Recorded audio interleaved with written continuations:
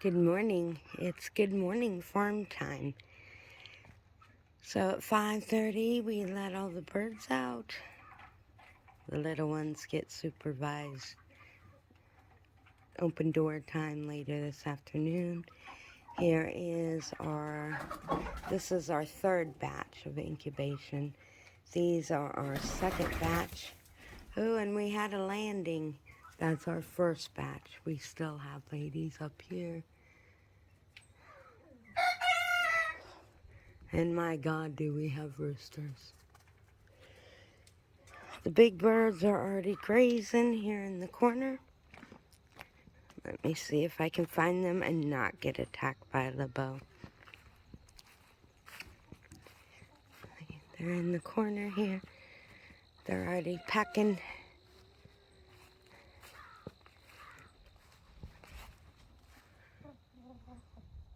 There's LeBeau.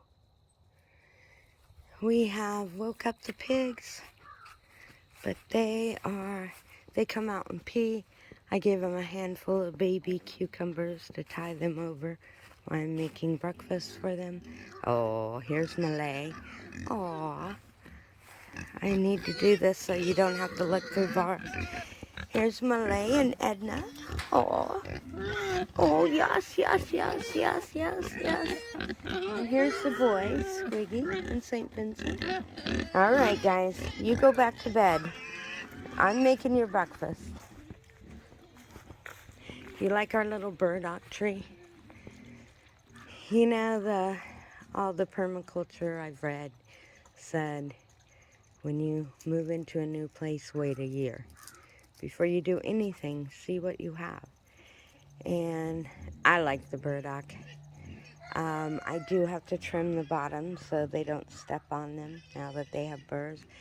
But this is a hub of all the little birds go here to rest underneath. They have a little area, they dust bath in there.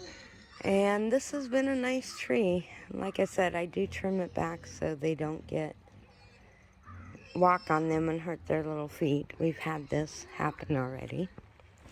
And then here is where all the action is happening right now, because as you can hear, they're hungry. So this is the pig feeding station. They have their buckets. We have alfalfa pellets and beet pellets in here. This is about a pound of each. They probably should have more, but they hate it, so I'm easing it in.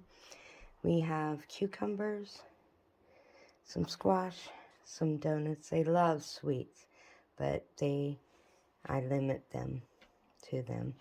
Here is our leftovers from all my cooking yesterday.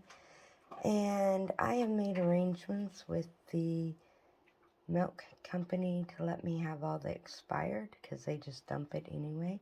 And today they get blueberry milk. So, and these have been donated by farmers and people that they have too much. As you can see, we have cucumbers. So I am going to chop up their breakfast. I put this in, the milk in, and then I boil a tea kettle of water and dump it over and let this all puffs up. Mix it up, and I will be back when we're heading out to feed them. As you can tell, it's breakfast time. So,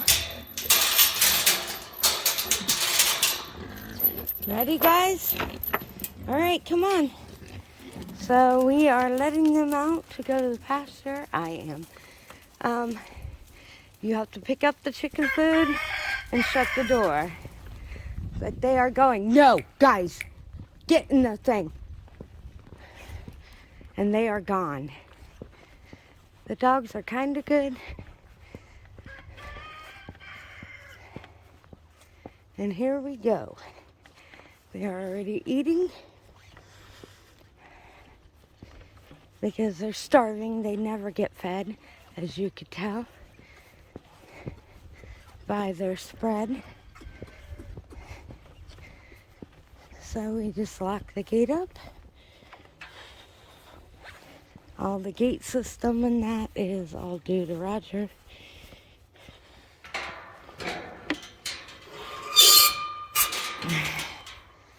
And then it is time to change out the yucky water. So you're gonna have to bear with me. I'm gonna put you in my pocket. Maybe not. Yes. I'm gonna pause this and start it back up. All right. So we had to climb the fence. And this kind of gives them a little mud hole. They're working on it. I figure they'll make their own mud hole when it's really, really hot. We come down here and hose them off, give them more water, and make a little mud hole for them. It's been pretty good. We're up on the hill, so we get a good breeze. If it gets too bad out here, we put them in they act like they haven't ate in years. Yes, Edna, don't get out of there.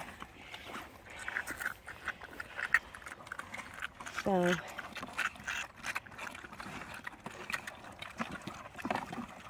this is them. I'm gonna do the water. There's Elsa saying, why can't I eat their food?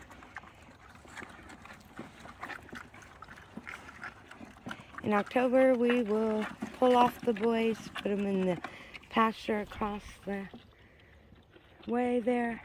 We need to fix the gates before that happens.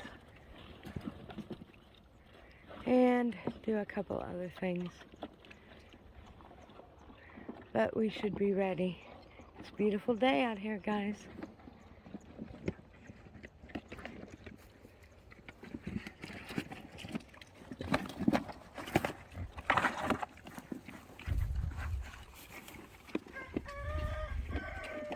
All right, I will talk to you later.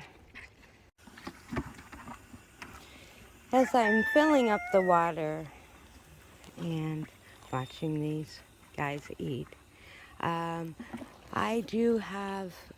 have purchased pig nipples for water barrels. We plan on setting up two, one for inside for the winter. It will be an open one, so there is room for a heater so it doesn't freeze. The other one will be closed out here.